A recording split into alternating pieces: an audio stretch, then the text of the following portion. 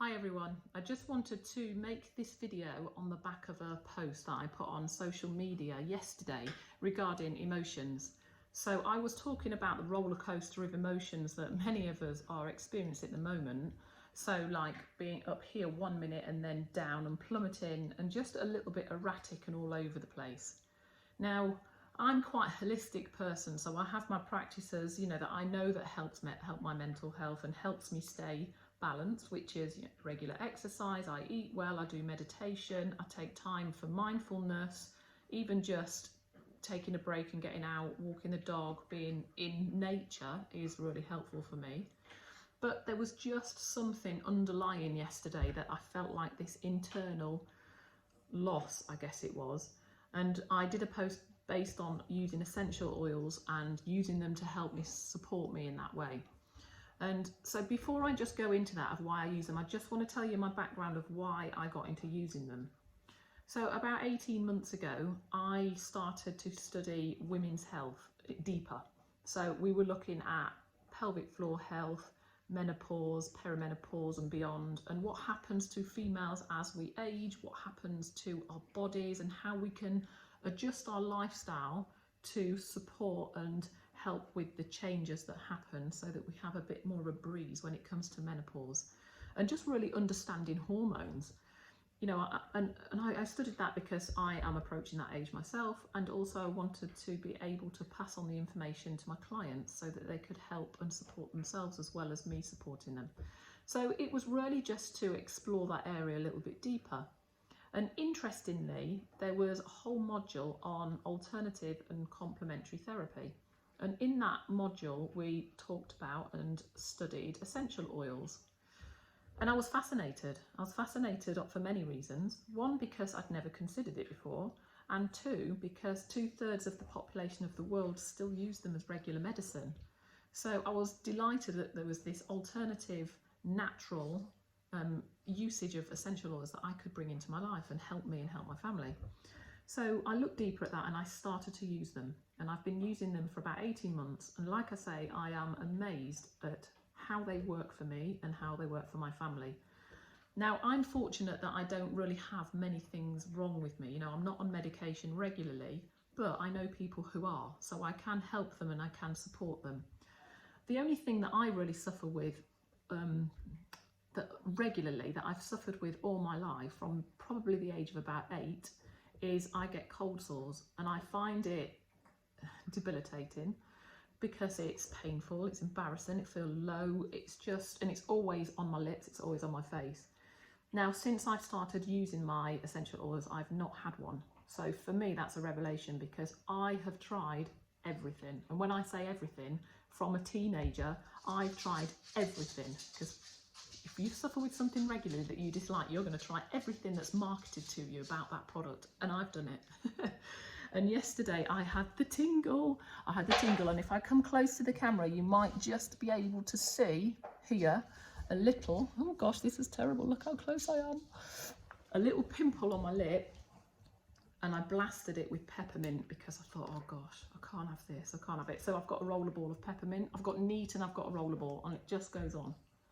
Stopped the tingle, and it hasn't erupted, and that is just revolutionary for me, because like I say, it's not uncommon for me to have a face full of cold sores. I've really highlighted that.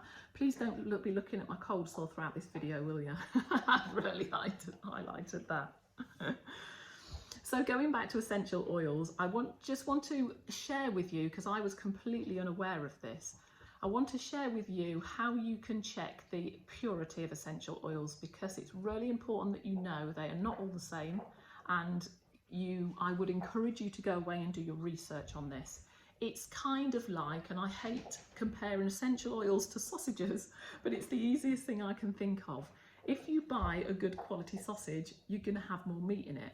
If you buy a cheaper sausage, you're going to have other stuff in it. It's exactly the same as essential oils.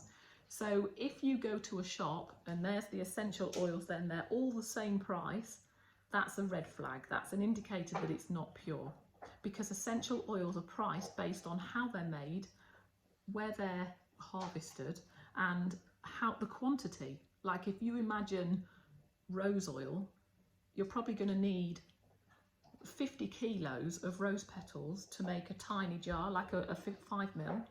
Whereas lemon oil, you're not going to need 50 kilos to make this. So that's one indication, it's price. So it's how it's made.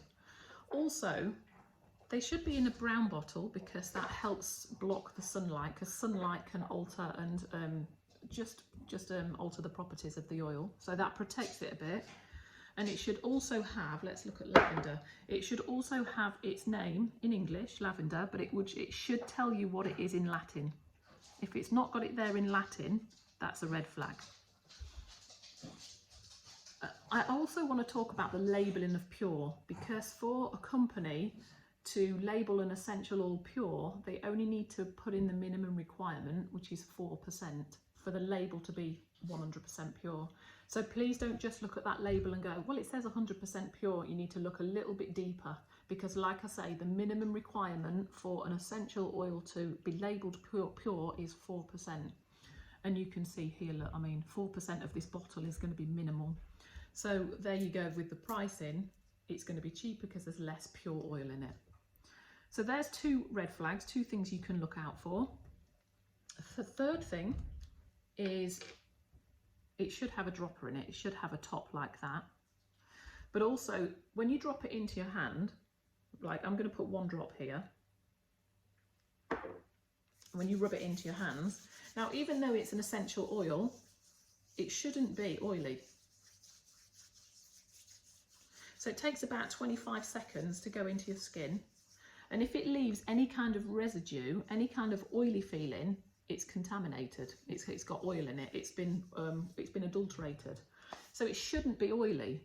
It shouldn't feel oily at all. My hands don't feel, I don't know whether you can hear that. They're not oily at all. That smells amazing. So that's another thing that you can look for upon purity. And actually, there is a third thing. I'm going to show you with peppermint. So if you was to just grab a piece of paper, any piece of paper, you put 1 drop on the paper. It doesn't work for all oils, this, because some are blends, and also just the way they're distilled. Some are a bit more delicate, but I'm using peppermint. You can check it with peppermint, lavender, lemon. These ones are normally all okay. So you can see, look there, I've put my oil on the paper. In an hour, if that leaves any kind of a residue, it's got something else in it. It's contaminated. So that's another way that you can check. So after an hour, you shouldn't really be able to see that. So that's another way that you can check purity of essential oils. So what can they support with? Now, like I've mentioned with how they can support and how I use them with my, cold sores, I use them for motion sickness, I use them for head tension, anything that I would normally go and get medication for, I can use essential oils for.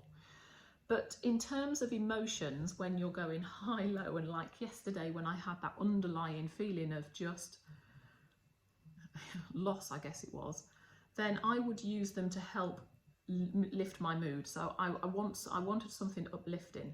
So citrus oils tend to be uplifting. So let me show you how you could use lemon, for example. Lemon and wild orange is one of my favourites for uplifting. Topically, internally, and also aromatically you can use them. So you can see there in the corner is a diffuser. So I would diffuse the oil, which basically pushes the particles of the oil into the atmosphere, and I inhale it, so breathing it aromatically. Lemon I use in my drinking water. That's another red flag. If it says on it, do not take internally, again, it's contaminated. There's something else in it. So I'm not saying go and pick up an essential oil, put it in your water and drink it. You have to research the quality of it, because you need to be 100% pure that what you're taking internally is pure. I'm using doTERRA oils. There's a batch number on the bottom of each bottle, so I can check how pure this is, where it's come from and how it's got to me. So there's a website called Source to You. You can put the batch number in and you can check. So all of these, if you've researched your essential oils and you've got a good company, you can use them. Tiny, 1 drop will do a million, go a million miles, should I say. So there's, like I say, you can take them internally, you can drink lemon water. I'm diffusing, but also for me, I've got these roller balls. Frankincense is really good for brain health. It's really good for me to make me, I use it for gaining clarity. So I would just literally put it on the back of my neck, behind my ears, on my wrists. And you can get like, this is a diffuser necklace. So I've got balance in this one. This is a blend of oils. It's like, it's got some really beautiful oils in there. It smells divine, mainly black spruce. You can smell with balance. But yeah, you can literally inhale it. So if we're talking about science of what that does, when you inhale something with the aroma, so it goes up into your nose, and there's something called the olfactory nerve, which is at the back of your nose, that goes straight up into your brain, into the limbic system. So the power of that is it can interrupt signals from the brain, particularly if they are signals of, you know, feeling of low mood. You can help interrupt that by using essential oils aromatically. So even if you haven't got a diffuser, you can do what I did earlier and showed you with the hands, and literally just breathe that in. So you would put your hands over your mouth. Be very careful if you're using peppermint, particularly with the eyes, because that will make you cry. But any citrus oil is uplifting. You can put it in your hands and you can inhale it. Like I say, you can put it on the back of your skin, you can put it on topically. It takes about 25 seconds to get into the bloodstream. And what I would say with essential oils is regular use, because it will stay in your blood system for about 3 hours.